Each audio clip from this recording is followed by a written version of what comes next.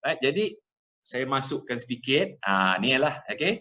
Jadi nanti tuan-tuan, inilah yang saya cerita ni tadi ni. Station A, Station B, ini satellite I, ya. Itu sebab kalau orang ukur, dia mesti ada base station. Okey? Ada base station dia. Tujuannya untuk yang kita katakan tadilah, untuk buat differencing. Ya? Okey. Jadi differencing ni ada macam-macam differencing. Ada between satellite, between station, double difference, triple difference. Ni don't worry. Nanti kita tengok satu-satulah. Okey? Jadi sekurang-kurangnya mesti faham dahulu konsep yang saya maksudkan.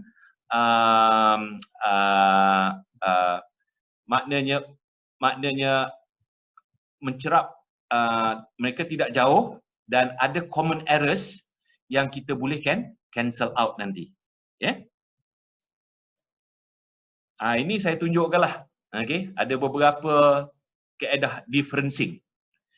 Contoh yang pertama, kalau kita tengok dekat sini, okey, perhatikan dekat sini, kita ada dua receiver. Receiver A dan juga receiver B. Okey. Receiver A dan juga receiver B, dan satellite ni kita ada GPS 1, satellite 1 dan GPS 2. Satellite 2. Ini pada epoch yang sama, iaitu waktu yang sama. Dua satellite lah, tapi waktu dia sama. Yang ketiga ni sebenarnya ianya adalah satellite 2, GPS 2, tapi ianya pada waktu yang berbeza. Okey? Ini fahamkan yang ini dahulu, kemudian kita ada dua receiver. Jadi kalau kita tengok dekat sini ni, okey, kalau receiver A ni dia mendapat data daripada GPS 1 dan dia juga mendapat data daripada GPS 2. Ingat tak dulu Rhinex, kita ada Rhinex kan? Rhinex kita ada Rhinex daripada station A, satellite 1, dan juga satellite 2. Kalau kita tolakkan dia, data tu, kita dah buat differencing lah tu maknanya, iaitu kita panggil dia sebagai between satellites. Between satellite. Kalau yang ini, GPS 2 ni time epoch 1 dan GPS 2 ni epoch J, dan kita dapat data dia dekat station A yang kita record. Jadi kita nanti kita convert dia pada Rhinex, kita tolakkan data pada time 1 untuk GPS 2 dengan data untuk GPS 2 juga tapi epoch J. Jadi bila kita tolak tu, maknanya kita dah buat differencing tapi ianya between epochs. Masa. Dan kalau kita ada satellite GPS 2 ni, tak kisahlah pada epoch mana pun, okey. Dan ianya kita observe, kita dapat data dekat A, dan kita observe juga kita dapat satellite yang sama juga ya. Kita observe dapat pada receiver B dekat sini. Nanti balik kita panggil orang A, kita panggil orang B, kita download data, kita tolakkan cerapan yang kita dapat tu, contoh dalam Rhinex tu nanti. Okey, kita tolakkan dua-dua cerapan tu untuk satellite ni, maknanya kita dah buat differencing between receivers. Okey, kalau semester 1 dulu, yang tuan-tuan tengok dulu biasanya tuan-tuan buat yang ni je, one way observation ni aja. Ini macam navigation solution, ada satu receiver saja. Okey, ni tuan-tuan jangan samakan pula dengan apa VRS tu ya. VRS pun sebenarnya ianya ada reference, ada station dia ya. Itu nanti kita akan cerita. Sebelum kita masuk kepada VRS apa semua tu, network RTK, network teknik, ini kena faham dahulu. Jadi tuan-tuan tengok ni, tuan-tuan cuba differentiate. Cuba differentiate between satellite, between epoch, between receivers, one way observation. Saya pergi slide yang seterusnya sekejap saja. Okey. Yang ini kalau kita tengok, saya ambil ada dua satellite, satu receiver. Maksudnya dekat sini ni ianya adalah between satellites kan? Between satellite. Jadi apa berlaku dekat between satellite ni? Between satellite ni kita share data-data, okey, yang ataupun errors.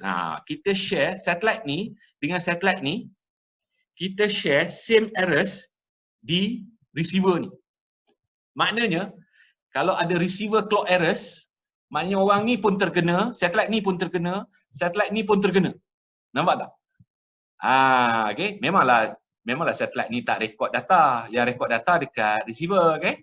Tapi maknanya cerapan ini daripada sini dan cerapan daripada satellite kedua ni, ianya akan terkesan oleh receiver clock errors. Dan juga contoh macam apa yang lain, macam hardware errors dekat sini, okey. Multipath pun dekat sini, tapi sekarang ni kalau multipath ini kat sini lain, ini kat sini kan lain, tapi kalau dia sama saja yang ini, kalau kita tolakkan nanti, maknanya dia akan cancel lah errors yang untuk di receiver. Ini yang pertama. Kita tengok yang kedua. Yang kedua, satu satellite tapi ada dua receiver. Jadi bermakna dekat sini ni, receiver A dan juga receiver B berkongsi errors yang sama disebabkan oleh satellite ini. Contohnya apa? Satellite clock errors. Okey, ini pun dapat sama, orang ni pun dapat sama. Nanti kalau kita ambilkan dia, kita tolakkan dia, maknanya cancel lah ni satellite clock errors ni. Bukan receiver clock errors, satellite clock errors. Jadi, yang terakhir sekali, slide yang terakhir. Sebelum saya pergi kepada slide yang terakhir, saya patah balik. Tadi, kalau kita tengok yang ini, kita boleh cancelkan errors yang ada pada receiver. Okey, sebab kita ada dua satellite, dia berkongsi errors yang sama disebabkan oleh receiver. Okey? Jadi kalau kita tolak ni, maknanya errors yang dekat alat ni hilang. Okey, sebab dia common sama.